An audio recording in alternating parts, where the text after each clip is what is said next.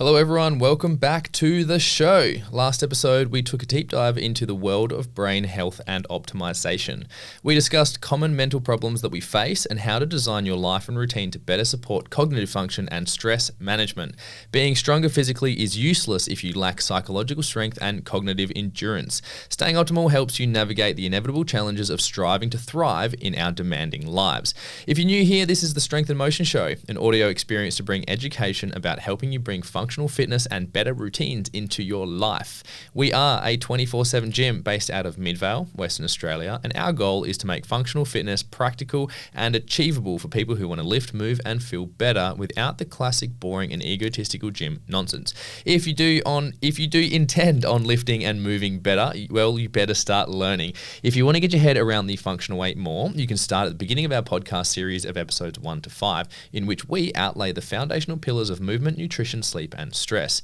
Our YouTube channel is our next destination, with lessons and videos curated to further support your understanding on how you can train properly towards your goals. Today's episode actually starts with a disclaimer. What? Yeah, today we're talking about how to be your own physio, but not how to fire your physio. We are not physios, but we are experienced gym owners, coaches, and athletes, and we spend our entire days exercising ourselves and others, and we also refer clients back and forth with physios. But what we have found is that many times we have referred clients to physios, they end up coming back to us for us to effectively finish the job. And even in our own journeys, we have had physios who have both failed and helped us with our injuries. What we have learned is that physios are collaborators. They navigate and guide just like us coaches. It's still your job to learn your body and figure out how to move it in a way that doesn't cause pain. Taking responsibility for your actions is also a lot easier when you have better guidance on which actions to focus on. This co-pilot journey is what we're talking about today. We'll empower you with knowledge and guidance so that you can either communicate to your physio more effectively or sometimes work on your ailments yourself and see what positive outcomes that you can find. Physios love clients who are self-motivated and willing to do the work in order to fix themselves. They can only help you manage pain and give you guidance, skills, and tools so you can learn your body more. Exciting stuff. Very. Before we start, Navar, how you going? Good, great. I was reflecting on this earlier. We are halfway through the 28-day challenge that we're running. Yeah, we This are. is the first time that we've run it in about 2 years. It was our first service offer to a large group. I think we started with a 30-day challenge where we did semi-private, and then we started doing a large community one where we do a big 30-day, 28-day challenge with multiple people. Yep. The reason why I share that is because for a little while there, I was quite stressed, personal stuff. Yeah. Much better now. Yes, and let myself go a little bit. I've reached a high weight of 80.9 kilograms, which is the heaviest I've been in quite a while, in years, I think. That's good. And honestly, I felt fine, 17% body fat. But that's the highest I've been in body fat in a while. Yeah. So I started the challenge with the goal of hitting 75 kilos and 12% body fat. Halfway through it, I'm already down to 77 kilograms and I'm feeling good. I'm excited to get down to really low body fat again. And it's been mostly due to adding breakfast back in, meal prepping. Nice. I've been meal prepping dinner, which is a game changer. Meal prepping for dinner has been very helpful, just so I could get home and not have to think about cooking. Yep. We were cooking nearly every night. Yeah. And it was nice to cook, but it just got to a point where it was just stressful. Yeah. Everything takes time. Yeah, exactly. And I don't have a whole lot of time. Yeah, I get that. 24 hours. Yeah. Same actually. Funny that. Yeah. What about you guys? Yeah. Did we just become best friends? How are you doing, man? Yeah, good. I'm really enjoying the 28-day challenge as well. It's nice to just have that interactive group experience and having a group to communicate to. I enjoy answering questions, especially to crowds, and I love it when people just start throwing stuff at you. Not all the fucking time, obviously, but in the coaching instance, I think that's what a lot of people love, is those problem-solving roles where they're quite dynamic and there's lots of new questions coming in. Same as when I was a diesel mechanic, the main role that everyone wanted is the service technician, effectively, because they're the person that is constantly solving new problems and the job's fun. So yeah, the 28-day challenge is really exciting. 28-day challenge, 30-day challenge? No, it's 28. No, ours is 28. The old one is 30. Old one was 30. Yeah. Get them so mixed up for obvious reasons. But after the nutrition workshop that we did 2 weeks ago, or last weekend actually, I bought another barbecue. So and I'm like really, really excited to use it. I won't get to use it till tomorrow morning, but my whole day tomorrow is actually, the first half of the day is experimental meal prep, because there's a chance that I might fuck it up with this new barbecue, because it's a smoker, for context, and I have never used a smoker before, but I've been cooking on a charcoal classic Weber for the last 6 months, pretty much every Sunday. So what I need is more cooking space effectively. Buying a new barbecue means I've got a whole nother appliance that I can cook with, and it should shave at least 90 minutes off my cooking time. Nice. Because I don't have to wait for things to be available to cook on. I can literally just cook it all in one go now. Yeah. Because it's 2 shelves in it. Nice. So yeah, I'm actually pretty excited. So I've got all this vegetables and zucchini and eggplant, pineapple, got the lot, and then obviously a bunch of meat as well. So that's pretty much cooking up. That's all I care about, is just cooking meat. So yeah, but that's exciting, because then that opens up a new doorway of new meal prep possibilities, and hopefully just, again, similar to you, buys more time back. Yeah. Because that's what we need. So I'm hungry now. Yeah, you're hungry for some fucking smoked sausages. I'll bring some in if I smoke them well. We've got some mystery items to talk about at the end of the episode, and they need to be contextual to this episode. Do you have any hints that you want to give with your... which one is this one? This is the physio one. I'm trying to think about what mystery item I'm going to talk Saturday. about. Yeah. It's protective. It's protective, is it? Yeah. Nice. Interesting. Yours? I guess mine's, you could protect yourself with these things if you wanted to. I've actually brought a bunch of stuff. Yeah. I couldn't make my mind up, so I brought like a handful of things to kind of show. Did you bring them? Yeah. Well, you brought them because I left them at the gym. But anyway, we have stuff, and that's really all I'm really gonna hint. Otherwise, it just gives away. So anyway, let's delve into the nitty gritty of this topic. So I think it's worth us kind of sharing the context of why we decided to record this podcast. And we, again, discuss between us conversations we have with members, our experiences we have with coaching. And one of our members actually had a surgery, and he is a basketballer, and he actually regrets his surgery. He wished he didn't have it, and he wished at the time he was actually given better opportunities. Sorry, he was given more options, or made aware of what his options were available to him. He thought that surgery was the only option, and he's just in the gym all the time. Every time he comes in, he just starts with tons of rehab on his feet, knees, ankles. He's very big, but he's also a little broken because he's lacking that confidence in his body. And then now he also carries a bit of disappointment because his surgery is now an ailment. And I have had the exact same thing, where I had a surgery which probably was necessary, but the surgery itself backfired, and I am permanently damaged from that surgery, and I still suffer from it as well. It was an ankle surgery that just didn't go very well at all, and I was actually worse after the surgery, and then I had to go back in for another surgery 24 hours later, and then I was even worse after that surgery, and I've come kind of good, but anyway, that's another story for another day. But these are these experiences that we've had where we keep having members go to physios, go to surgeons, go to sports doctors, and then come back and say, well, that was a fucking waste of time. But at the same time, we also have strong relationships with physiotherapists that are people who are members of the gyms, and we go see them ourselves. And so we're really hoping to kind of allow that gray zone to become a little bit more black and white again. Is like, this is when we say you should see a physio, and this is what the physio is probably going to do with you anyway, that you can start leaning towards those habits and actions to then make it more likely that physio is going to help you get some results. And that way everyone's more empowered to just move and feel better, which is what we want to see an improvement on. So look, very interesting story of what I want to share of when I started.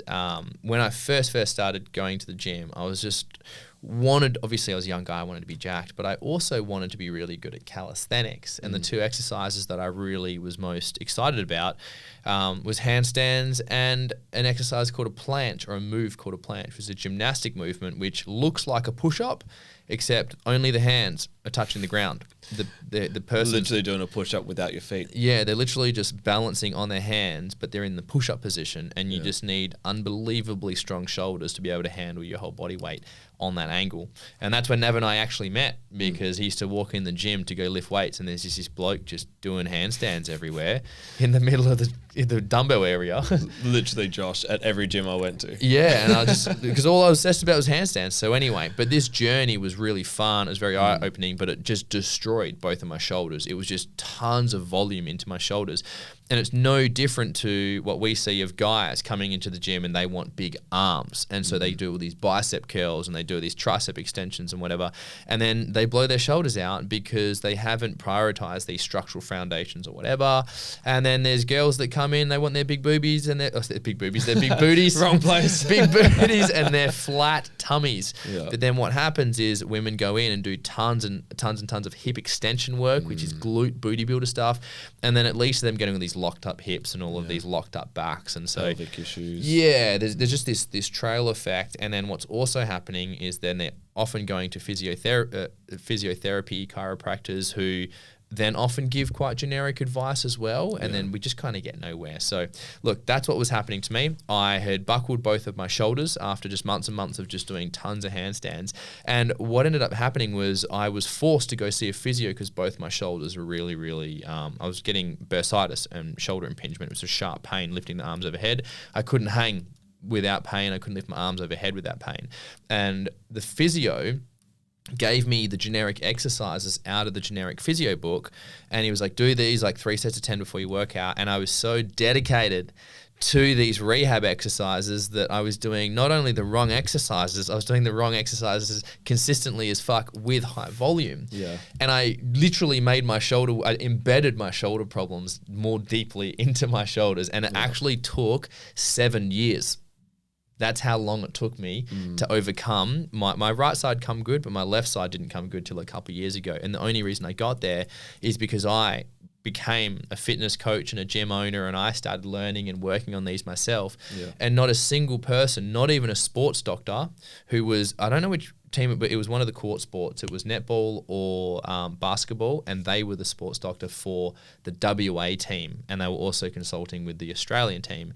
And she was like, yeah, your shoulders, blah, blah, blah, blah, blah, stabs me in the back with a needle, cortisone injection, didn't really do much anyway.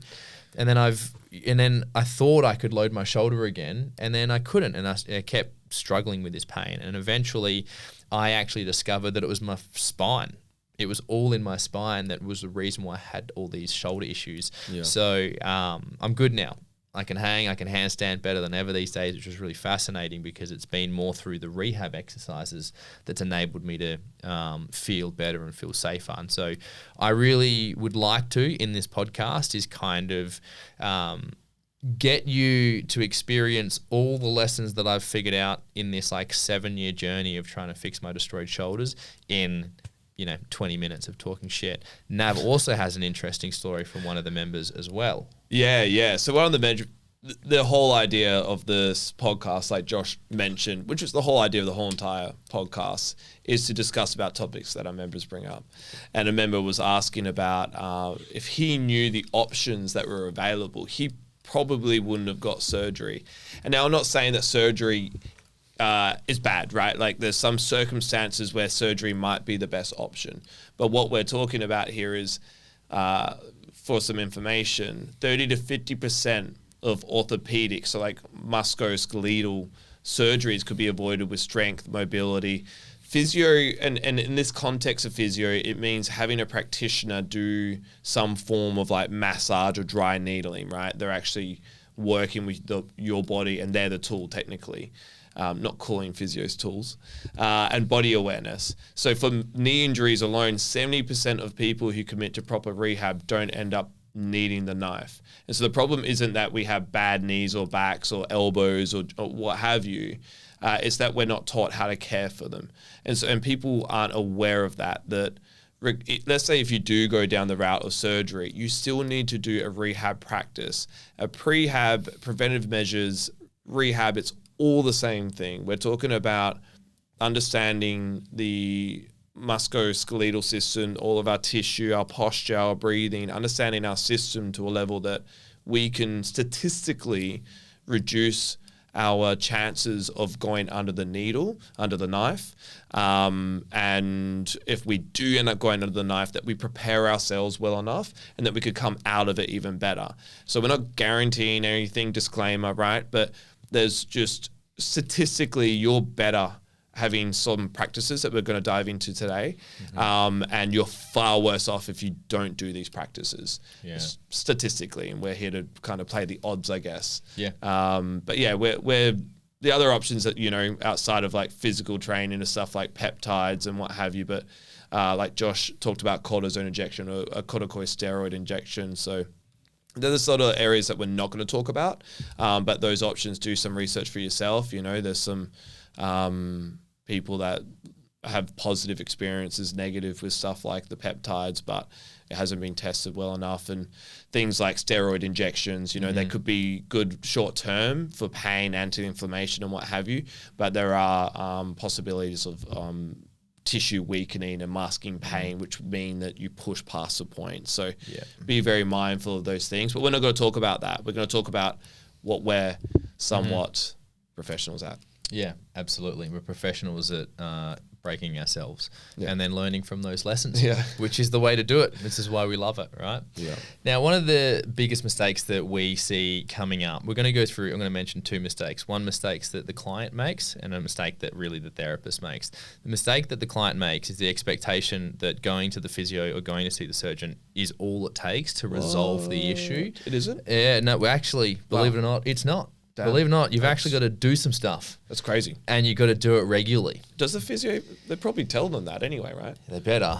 My physios did, not the first fucking one. But anyway, that's something to really, some of you may be like, oh, is that really, I thought everyone knew that. But there will be people that's listening to the podcast right now, all three of you, and you'll be like, wow, that's actually quite true. Yeah. There is a mindset that a lot of, and we hear it from physios, is they have regulars, and you can see in there, like there's an undertone, the way they mention these regular people, there's a bit of a sigh.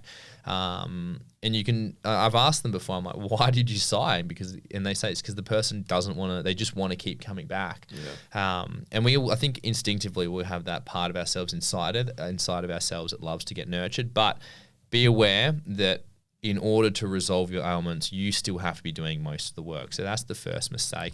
And the second mistake that's more on the therapist side of things, which again is quite instinctive, is that we go to the site of the pain. Yeah. And it's just not always the case, or the site of the problem. Let's say you've got a sore ankle. The sore ankle can be sore because it's been hit or knocked or rolled or sprained, and it is acutely an issue. But if someone's got like a niggly ankle or a niggly foot that they can't figure out why, and they've been getting all this ankle work done and therapy done and it's not improving, it's usually because the knee is out of alignment. And if the knee's out of alignment, it's usually because the hip's out of alignment. And if the hip's out of alignment, it's usually because the spine is out of alignment. And that's really kind of our segue into our next setting. Our next segment here is kind of talking about why we approach things differently at SMA, and because we've had to, right? And that's the fact that we are vertebrates by nature. People seem to forget that. We look at ourselves as humans, but structurally, we are just a bony structure. And that bony structure is like surrounded by all of this meat and these other what we call structures and tissues that hold us together. But primarily our spine is the priority, and the spine needs to be in alignment. It can't have any wonky bends or anything like that, because if it's out of alignment, then the shoulders, the hands, the elbows, or the feet and the knees, they'll have to, knees and toes. They'll have to keep readjusting. And also it's your head that can adjust quite a lot as well, because your eyes must be level with the horizon. And if your spine is falling out of position, your head is going to be twisting in certain ways. Some people get vertigo from it. Yeah, vertigo is a really big one as well. And these symptoms that people are getting nausea and nausea, vomiting, because they migraines, headaches. Yeah, migraines, headaches, and they're getting all of that, and they can be taking Panadol and paracetamol and whatever these other migraine-related medication that I don't personally take because I don't really suffer from them. But there's all these things, just a glass of water that people take, but they're often not the root cause of the thing. So really take into consideration that you are a vertebrate, and try and remind yourself regularly that we are vertebrates. So now we're going to start with that spine first approach little section that I've got there as well. Beautiful. Do you want to take over and treat the members, tell the listeners what we mean here by this spine first approach? Yeah, beautiful. So I think you covered it very well, where a lot of practitioners, and especially when you're starting out, and we're guilty of it as well. We're not saying like, oh yeah, we've started our careers not doing the same thing. No, we did, right? But as you start to learn and expand and grow, you start to then understand the system a little bit greater, and you can start to connect pieces. Maybe as education starts to improve, people start to connect those pieces earlier in the day.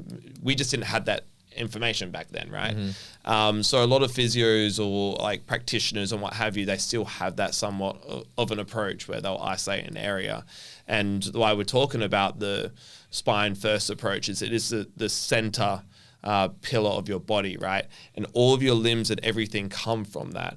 It just is what Josh is saying isn't that you could have your wrist sore, right? Like your wrist can be sore, and addressing the wrist is important. We're not ignoring that.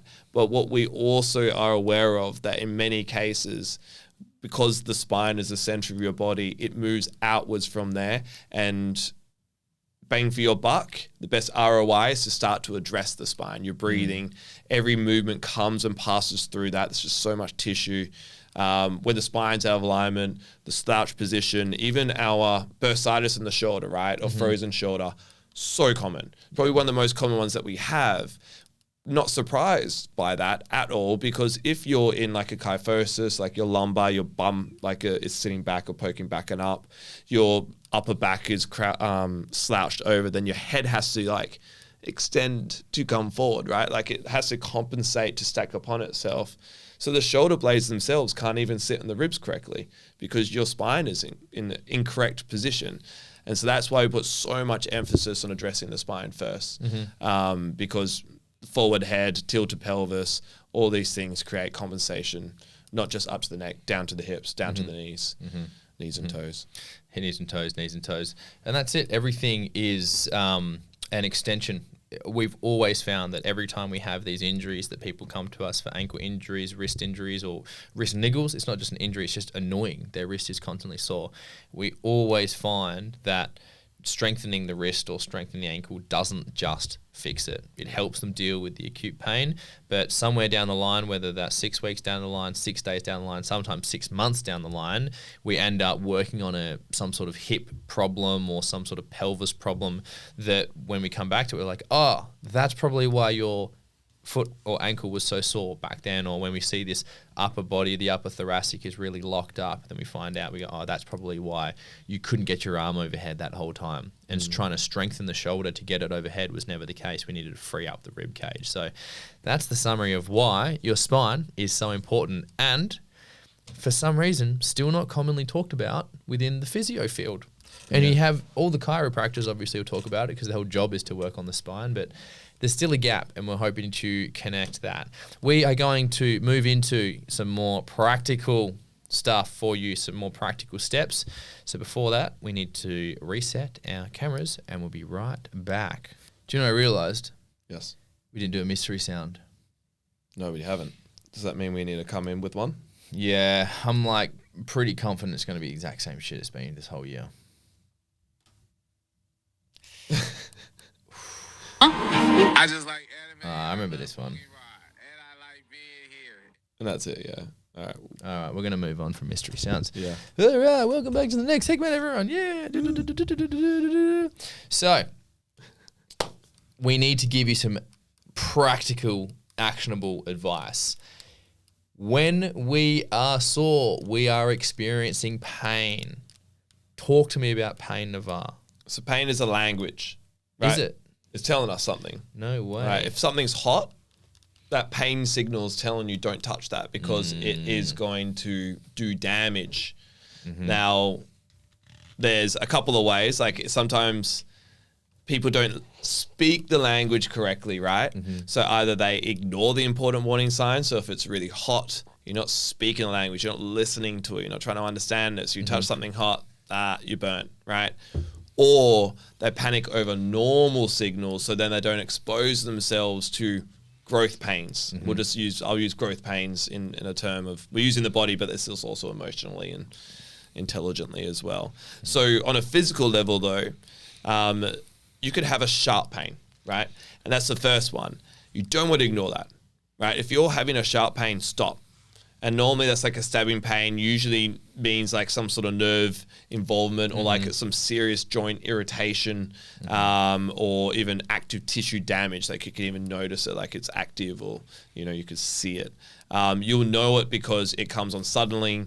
It's normally because of a specific movement or to a movement. Might even be a movement that you're already aware of, like something that's already been niggling for a while, then boom, it's like taken to the next level, stop at that point. You might even feel electric burning or tappy you have here. Oh, zappy, sorry, I have my thing over it. Zappy, which is nerve, of course, sciatica. You guys, people that have sciatica nerve pain, they would understand what that sort of nervy feel is like. You will have it in the shoulder pinch during pressing sometimes. Maybe you're having an impingement. Might feel a little bit warm during that. That could be, because of bursitis and inflammation and what have you. Or sudden stinging down your leg, which is a sciatica, etc. So that's when you have that sharp pain, you really want to stop and capture that. That's one part of the language. What else is there? We've also got dull aches as well. So obviously sharp pains we know is usually there's a level of urgency to it. Yeah. Whereas dull aches are more of a there's something wrong, but we can kind of proceed with caution is what we like to say. So if you have a dull, a blunt, or like a softer type of achy kind of feeling, it can be a variety of things. Sometimes it's good, sometimes it's bad, but it's usually more muscle tissue, fascia related that you experience. And it's often part of the adaptive process of your body just learning how to deal with training and the intensities that you're applying it to. So the most common example of a soreness that we kind of look forward to these days is called DOMS. It's delayed onset muscle soreness. DOMS is that feeling that you're probably familiar with right now, is that when you go into the gym, and maybe more commonly it's when you haven't been to the gym for a while or you haven't done a particular exercise for a while, and you do that and the next day you're just really sore and really stiff because of that thing that you did. That is called DOMS, and that's effectively a lot of the byproducts that are circulating through the body as a result of training, and they really accumulate in our body, in our muscle tissues is what we call them, and it's sitting in there for up until the day after or a couple of days after. It takes a while for the body to kind of get those, is fluids the right word to say? I shouldn't really say fluids. A part of it, yeah. Those products, those chemicals, that stuff that's sitting in the body, you're trying to get rid of that. And that is DOMS. And obviously over time, some DOMS starts to go away because you get DOMS so regularly, your body's used to it, and that's why we say proceed with caution, because it could just be DOMS. It can just be general tightness as well from just your work or general stiffness or a day's hard session. And you can find that if you just do movement gently into or with these aches, sometimes the movement itself is enough to alleviate the ache, and that's why again we say proceed with caution. So if you are feeling some sort of ache, it can be an injury that could be getting worse, and that's why if you move slowly with it, dial back your intensity and kind of dance with it, explore it, tease with it, tease yourself with, or tease it, then you will find out whether it is just general stiffness and you can move through that, or it's cause for concern, in which you then take a next step of actually consulting someone usually. What about swelling, Nav? Yeah, so swelling is unique in itself. Like, it's acute inflammation, so it normally shows up as like a strain or a sprain or an impact injury, right? Like you have a hit, it starts to then like fluid builds up, and it's like inflammation compounds fluid move to it to do its job. So if you see swelling, you don't necessarily want to stretch it, right? Because it's normally impact or like sprain sort of injury. You don't want to load it heavily either, because it's just going to be weaker at that point. It's trying to heal and it doesn't want any movement really. So what you want to do first is compression, elevation, controlled movement. It's important to maybe like compress is good. Sometimes you probably don't even want to massage. It depends on how like painful it is or how quickly it's swelling, because sometimes that could be even more stressful for it. But that's where like a compression band, elevating it so then fluid and blood can move through a little bit freely as well. So the gentle movement clears fluid. Compression reduces the pressure because it's ballooning. It might just let it know. It feels held. You know, there is a level of like palpitation that also the body likes. Elevation helps the drainage, like I mentioned.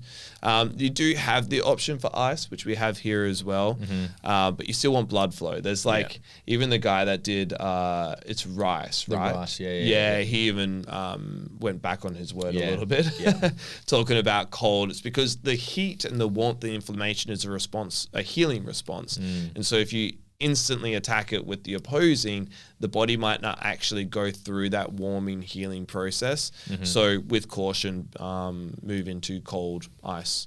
If you were to do ice hot, like use it intentionally and go back to hot, like maybe go ice hot to kind of play around with it.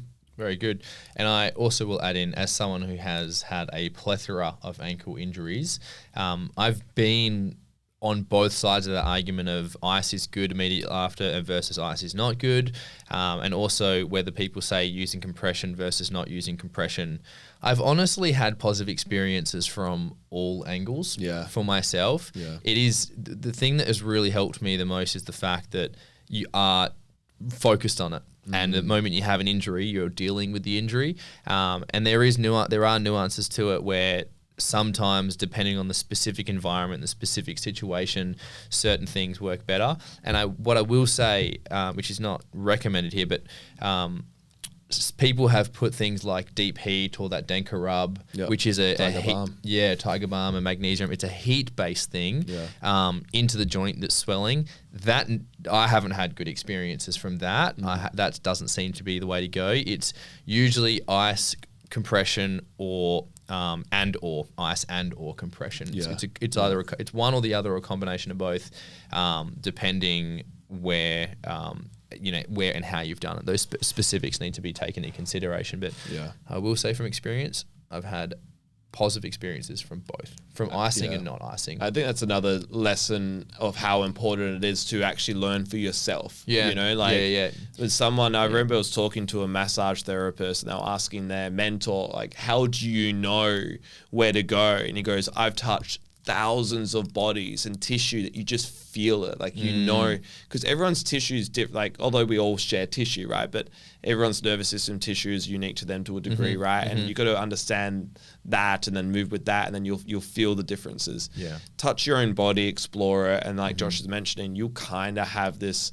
You'll know, like you put cold on your, that's too cold. That's too quickly. You could pull back, go forward. I think a little bit better. Yeah, I think it's well said. It's well said. I won't share it, but I have a sequence that I go through when I stuff an ankle up now. I have, because I know what works best for my ankle and what I'm happy with. And ironically, I was doing a bunch of those drills this morning when I was coaching the class, because I just felt like loosening at my ankles, and I went back to my old drills.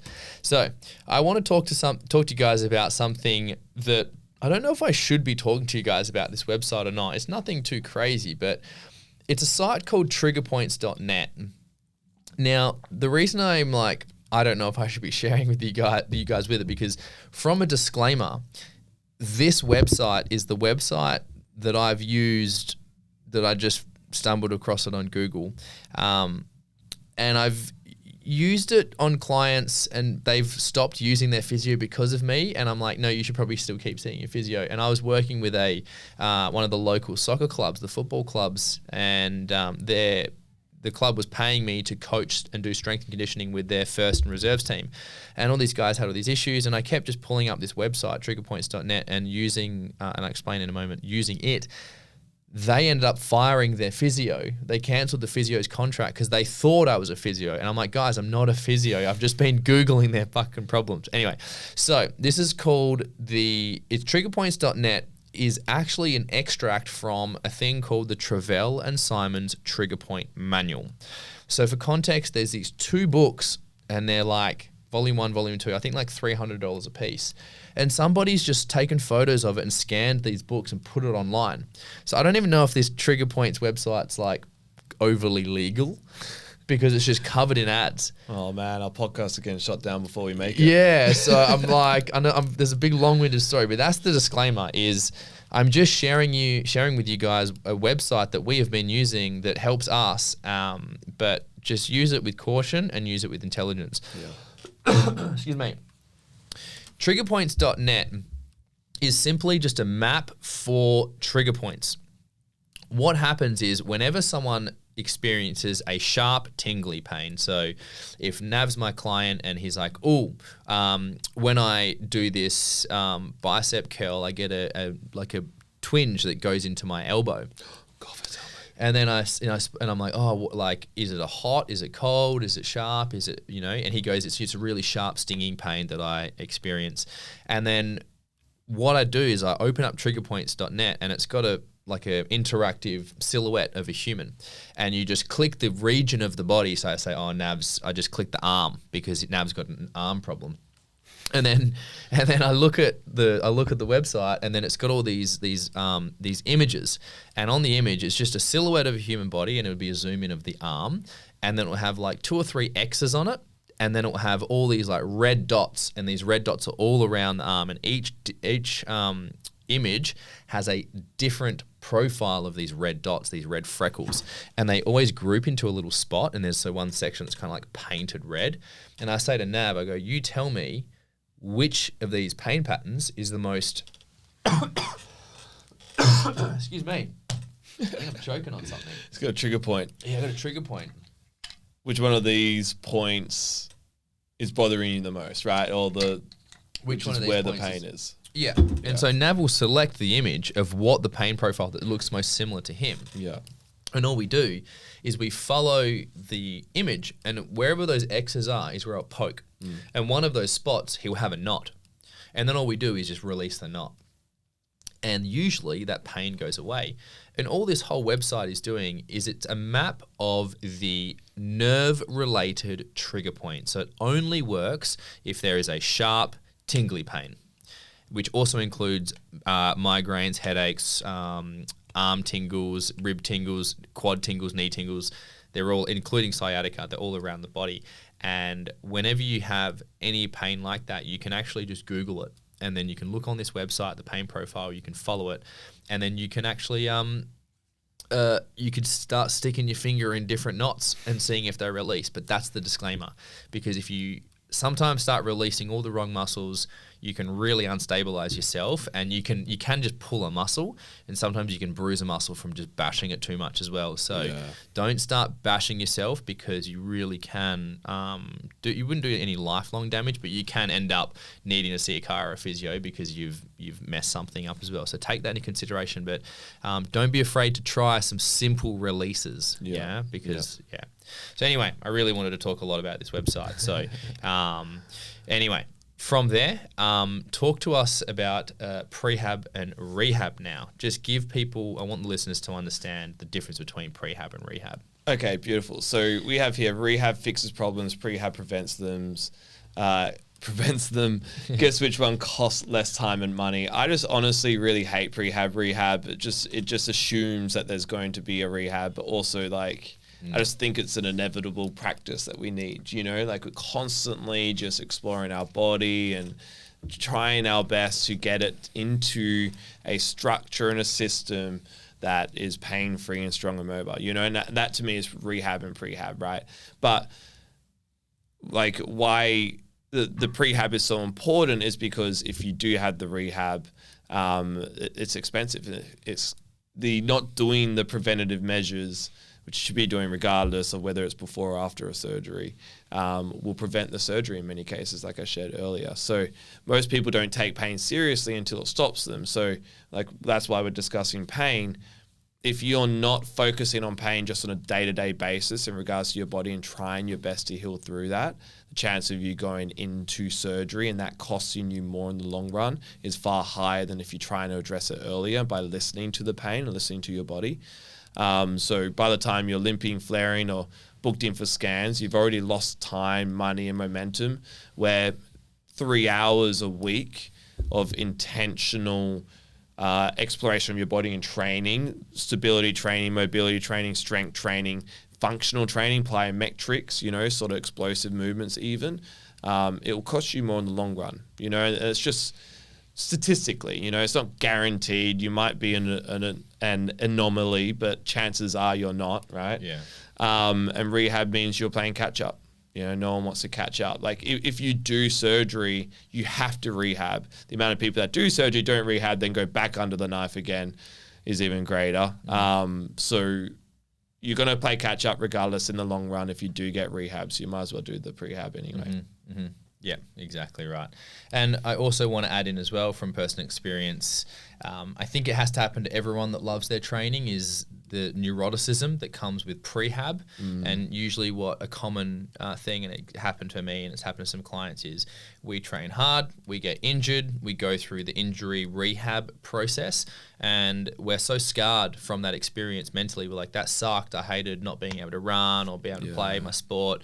And it becomes this massive fear around never getting injured again. Then a lot of my time, I would honestly, when I first started at Anytime Fitness, I would average 45 minutes of stretching before I even started my workout.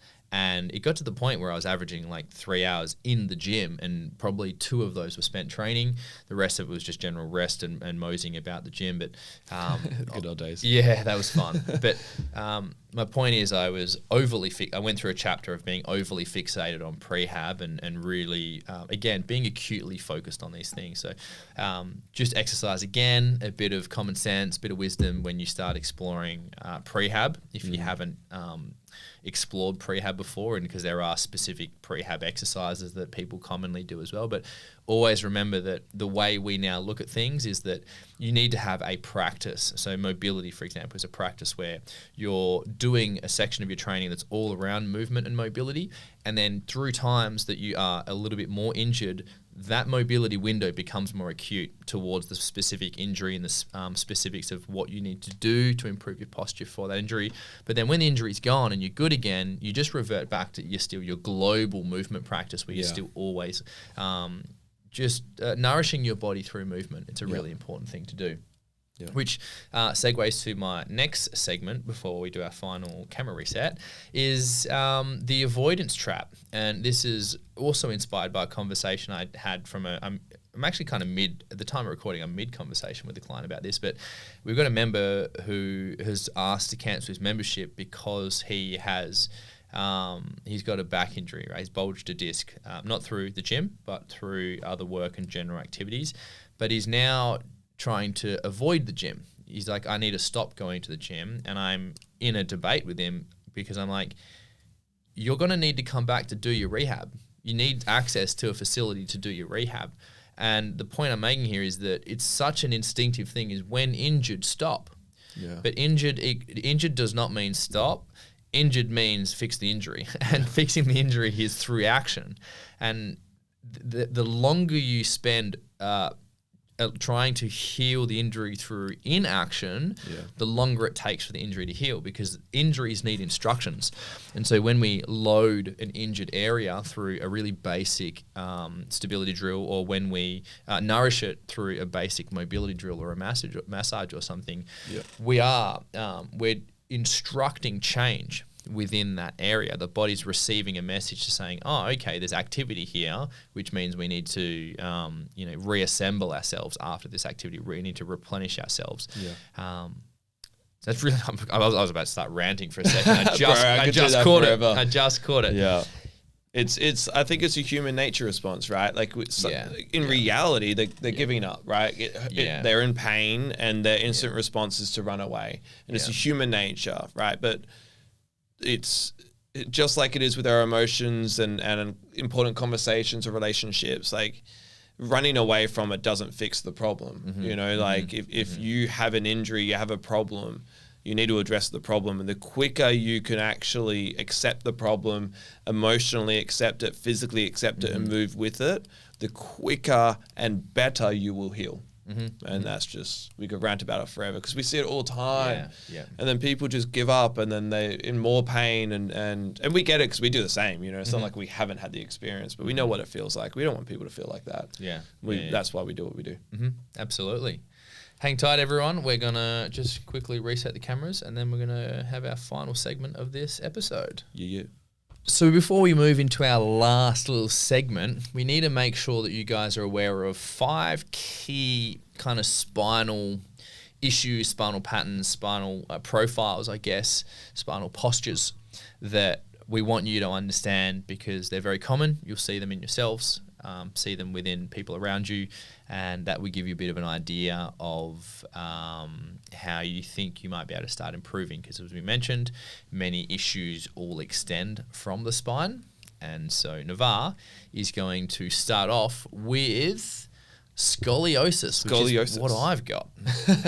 Yeah, well, interesting. These are all really interesting to me because I started off seeing a chiropractor a long time ago because I just had bad spine, and I think I had some scoliosis. I probably still do, to be honest. I laterally tilt a little bit, which is scoliosis, is a sideways curve, which is a lateral tilt of the spine, and some people have it real bad. You know, it's like a snake all the way up. Some people are a little bit. So there's levels and degrees to scoliosis, but it creates that uneven loading on the hips, the knees, and the shoulders because laterally, I'm moving my hands in the video if anyone's watching, but side to side, you're kind of waddling.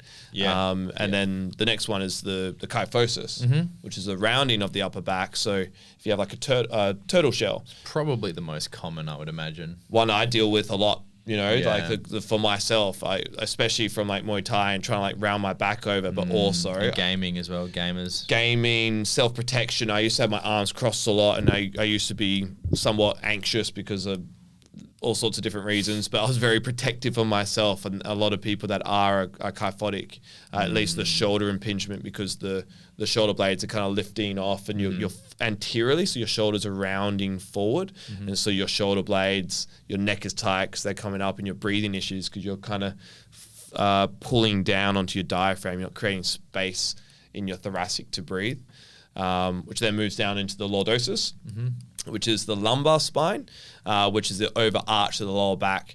Very common for women because it's like if you wear heels especially, you're on a slant, and then the pelvis is probably going to tilt up and back like an anterior tilt, and it puts lower pressure, pain in the lower back. Also, there is like it's more of a trend, right, to pump the bum back and up, and it makes the booty look a little bit bigger. So it's pretty common with women, but for all people, and that creates tight hip flexors because the hips are flexed in that position because the pelvic tilt.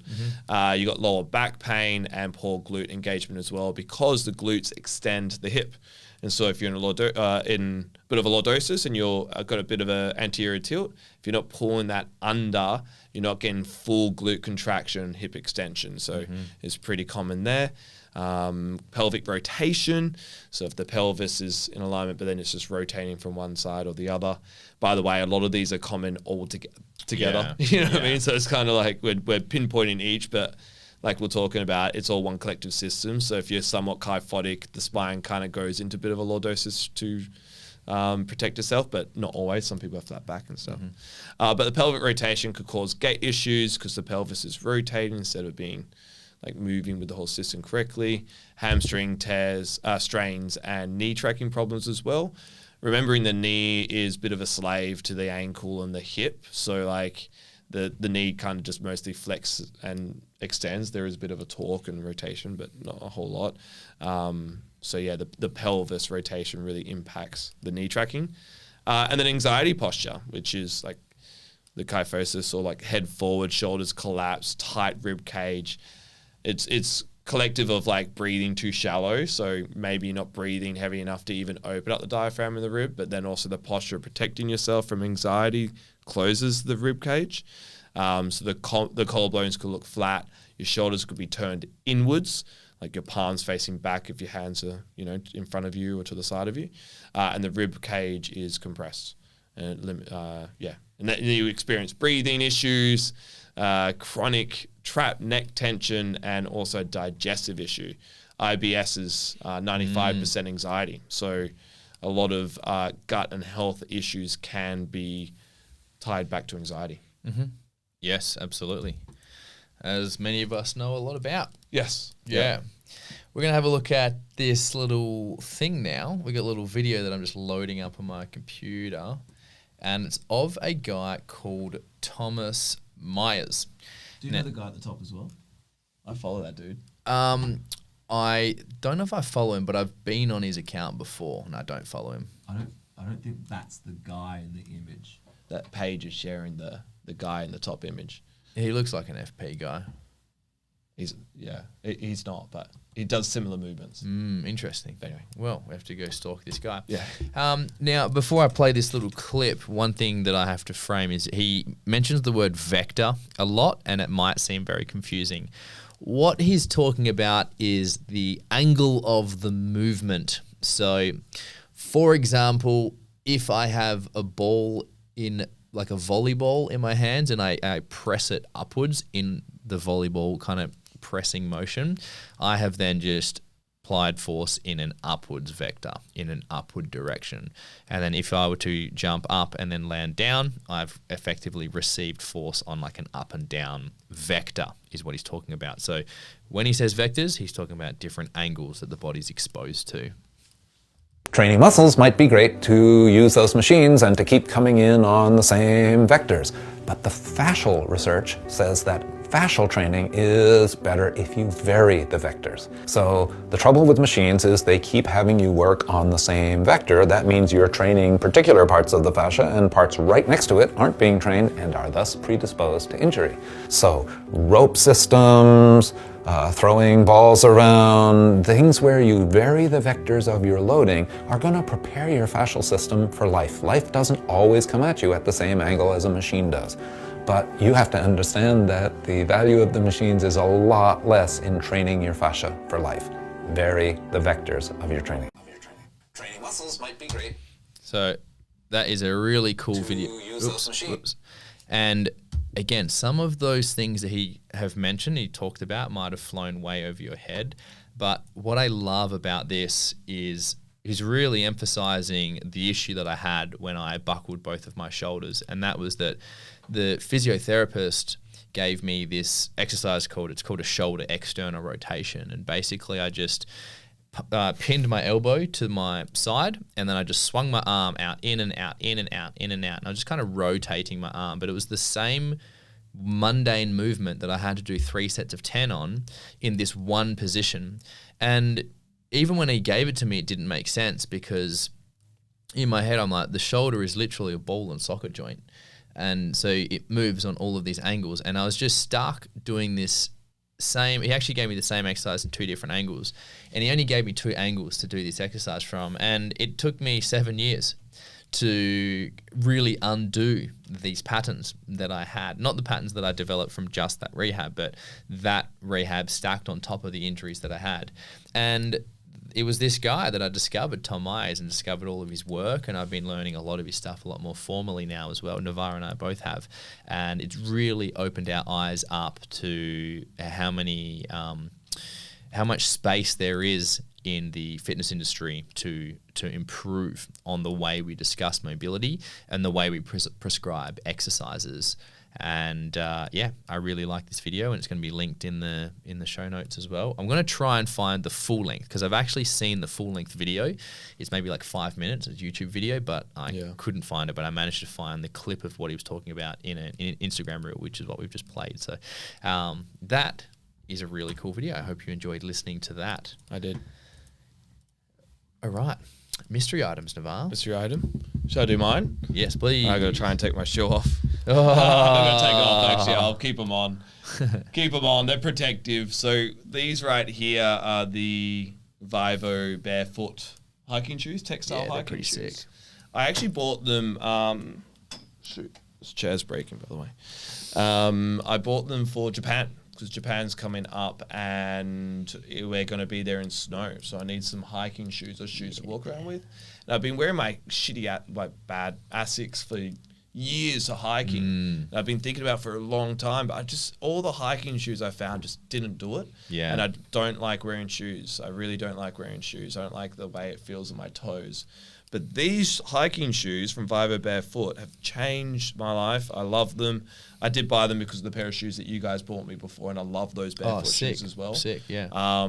And it's changed everything for me, where I'm like, I could actually wear shoes and protect my feet while feeling like I'm not wearing shoes, which is my favorite thing to do now. So now I'm wearing shoes, which people telling me they're freaked out by. I didn't know I was that guy, but people are like, it's weird that you're wearing shoes. And I'm like, I didn't realize that I haven't worn shoes for that long. Anyway, what was your item? My items are, I'm going to reveal all of them because contextually I went on this massive rant about trigger pointing. So the first thing is the Theracane. Thera for short. Yeah, Thera. This is the most joked about piece of equipment inside the gym for obvious reasons because it's got all these G-spot finding knobs, but it is just a tool for trigger pointing. And it's not the only tool to use for trigger pointing, but it's a really good tool for self trigger pointing because of the little hook. It kind of looks a bit like the top end of a shepherd's hook with a couple of knobbly bits. Yeah.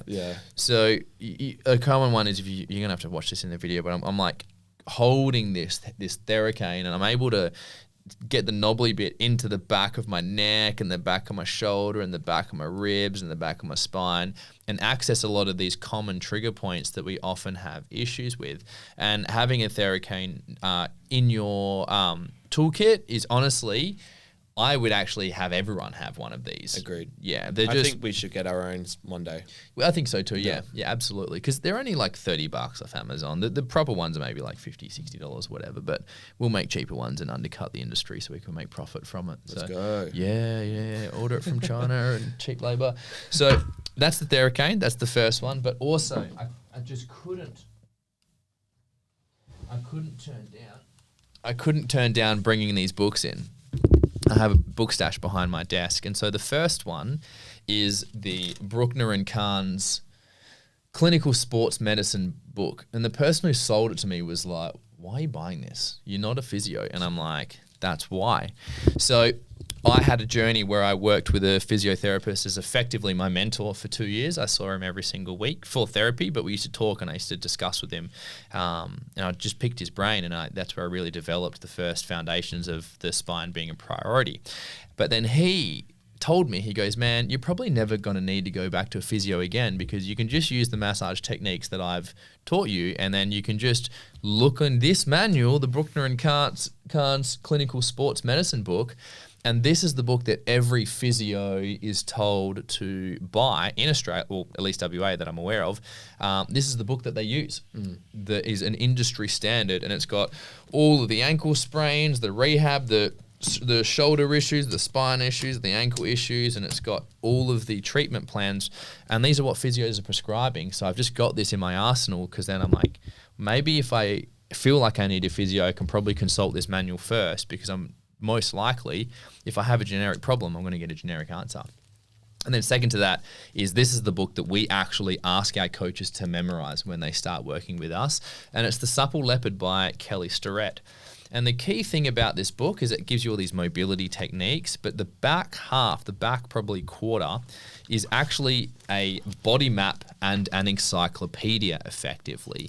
And very much like the trigger point manual, it's just a map of the body that as you go through your journey, you will learn to memorize that general map of the body. And you go through Kelly Starrett's book and you'll learn to build a general map of your own body. And I'm obsessed. Generalized bodies. Yeah, I'm obsessed with body mapping. Yeah. I think everyone needs to learn their body, but I say mapping it because they need to feel it internally and learn some basic mobility, stability, and strength drills for each region and area of their body. And Supple Leopard is one of your first maps that you should memorize. So that's me.